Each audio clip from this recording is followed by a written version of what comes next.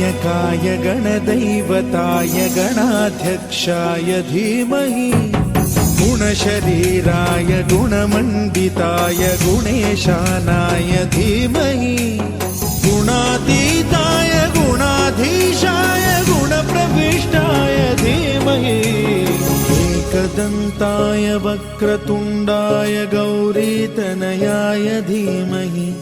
गजेशानाय भालचन्द्राय श्रीगणेशाय धीमहि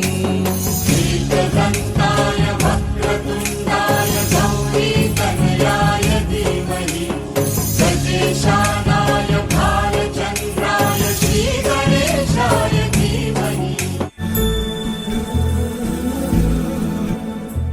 सुमनसवन्दित सुन्दरि माधवि चन्द्र सहोदरि हेममयि